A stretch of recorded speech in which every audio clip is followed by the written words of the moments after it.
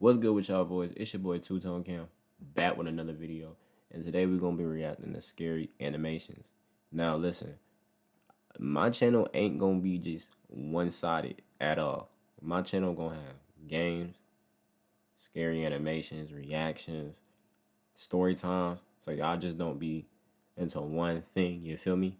Probably gonna start a series like Reaction Monday, Scary Time Tuesdays, something so to keep y'all engaged. But yeah, man, we about to react to this scary animations.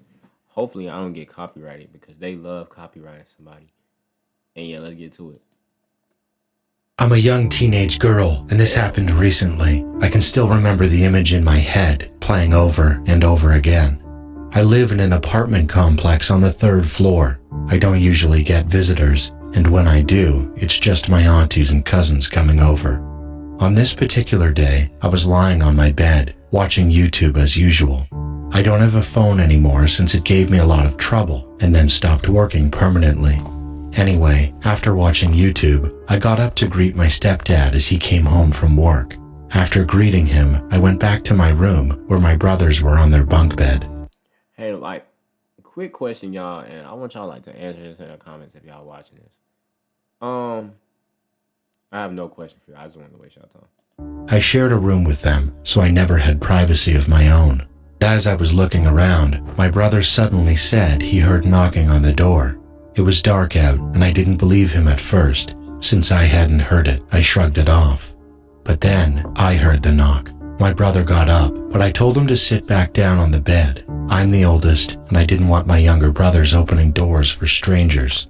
I walked up to the door. There was a chair right next to it. For some reason, I didn't want the person knocking to know anyone was home. So I didn't move the chair in front of the door to look through the peephole. Instead, I climbed onto the chair, leaning close, almost falling as I tilted my body to look. And that's when the fear hit me. I won't forget what I saw through the peephole. It was a masked man. Let me tell you something, bro. This is why I wouldn't be scared of none of this. Oh, is that a file in his hand? Man wearing a blue raincoat, almost like some kind of government worker. He was standing slightly slanted to the side, but what terrified me most was the gun. He flexing it. He flexing the gun in your face. Oh, hell nah. Listen, if somebody come to your door with a gun, you better grab your fire. One of us gotta go. He flexing that mug with a smile on his face. Held it right up to the peephole, almost as if he wanted whoever was looking to see it. Heart racing, I slowly stepped down from the chair. I slipped off my slides so they wouldn't make a sound. I turned to my brothers and gestured with my hand, shaping a gun, warning them to be silent. I quickly shut off all the lights and ran into my stepdad's room to tell him what I had just seen. What made it worse was that right before the man came, the electricity went out, and the internet too. That made it feel even scarier. My brothers ended up coming into my stepdad's room as well. We used the flashlight on his phone since the ceiling. Where your fire at?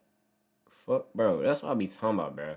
I'm a person that like believes that these households should have guns in them because people are crazy. All right, people will rob you. People will do all types of stuff. I'm a strong believer that you need a armed weapon in your house, or at least a knife or something. You know what I'm saying? That man has a whole gun. If he goes in there, y'all are cooked. For sure. Light in his room didn't work. The knocking continued. My stepdad wanted to check the peephole himself, but I wouldn't let him. I was too scared that even the slightest sound would give us away. We stayed in the room for over an hour. Eventually, it seemed like the man had left because we heard a little boy and his parents walking into their apartment on our floor. We could also hear kids playing downstairs on the 1st floor. That was when I finally called my mom and asked if we could go to my aunt's house without telling her what had happened. We left in a hurry. I never saw that man again, but the thought still terrifies me. What if I had let my brother open the door? Yeah, his dad would have been cooked.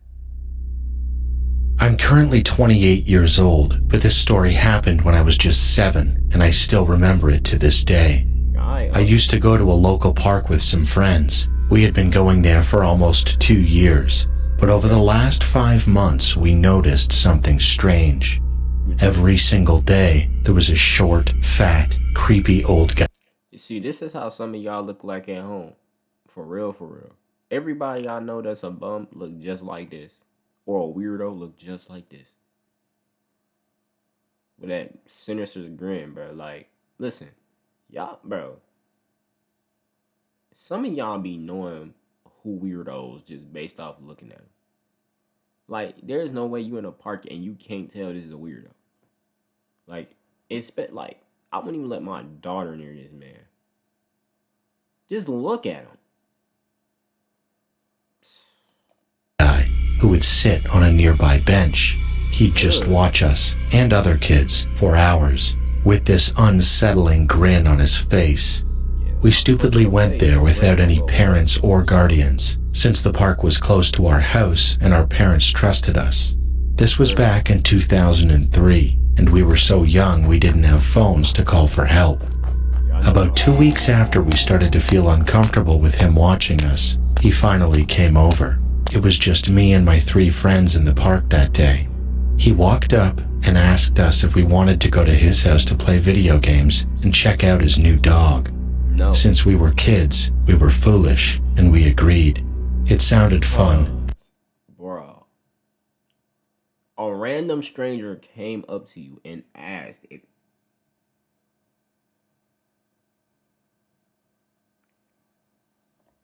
And for a moment, we thought maybe he was just a kind guy after all, but we were very wrong. He said his house was about a 20-minute walk from the park, so the 4 of us walked with him. About 10 minutes into the walk, a cop car drove by and started to slow down. The passenger cop leaned out the window, staring at us. The man told us to walk faster, saying that way we'd get more time to play games and to see his dog before having to leave. So we picked up the pace. But then, the cop car suddenly made a U-turn, and a loud voice shouted, "You there! Freeze! Put your hands on your head! You're under arrest!" We froze, confused and scared. The man bolted, but because of his age and size, he didn't get far.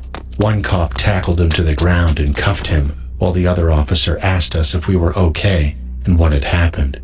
We told him everything. He nodded and said it was very lucky they drove by when they did. Another cop car was called to drive us home, while the first car took the man to the station. The police explained everything to our parents, and from that day forward, we were banned from going to that park. Damn. At the time, Nah, don't ban them from going to the damn park. That's fucked up. I mean, just tell them not to go walk with strangers. Bro, you banned them to the whole damn park? Parents thought I was too young to understand the details, but when I turned 13, they finally told me the truth. That man was a known sexual offender. He called what he did his hunting, and he did it at local parks. That I beat the fuck out of you. revelation terrified me.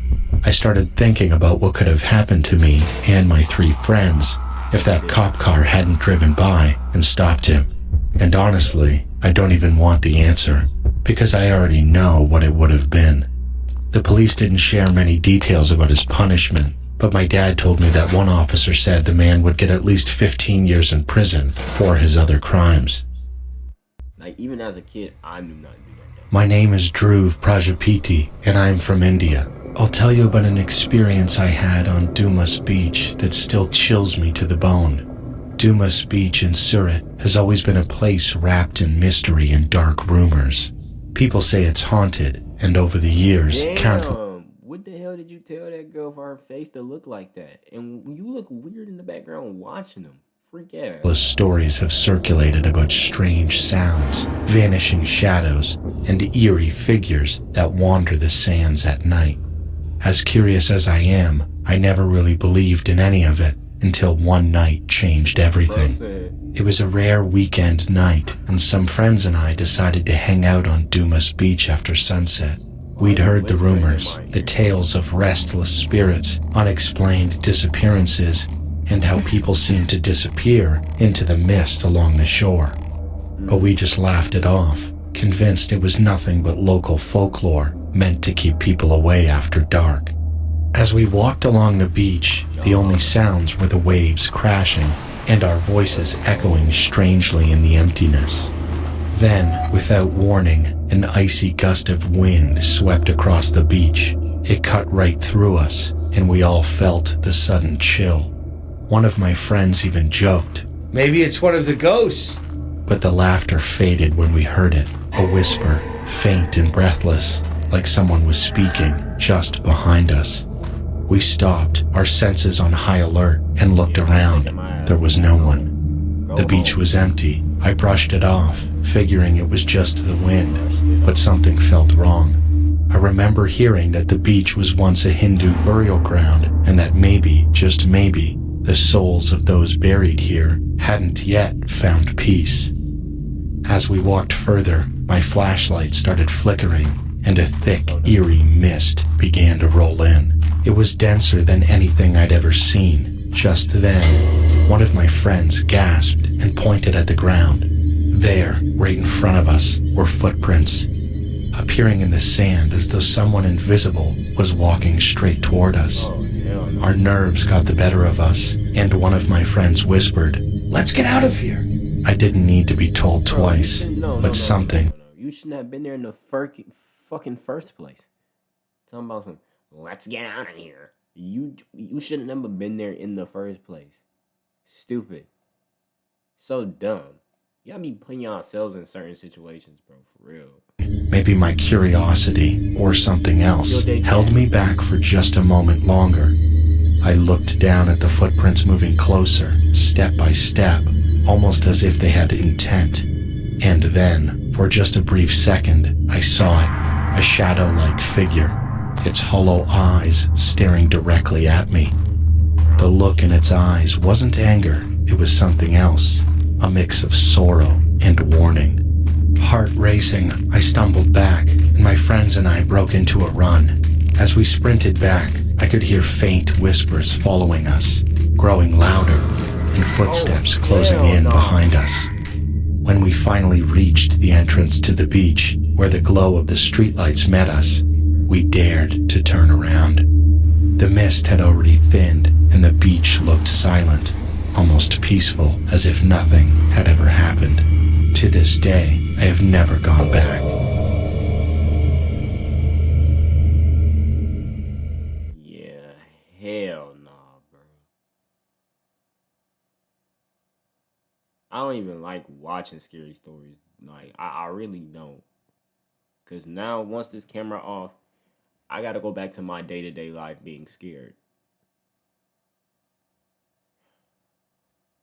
Y'all were not meant to see that. Well, it's your boy, Two Tone Cam. Make sure y'all like. Make sure y'all subscribe. Y'all can comment. I answer my comments. It's not like I got 50 million fucking subscribers. And yeah, I'm gonna catch y'all boys on the next one for sure.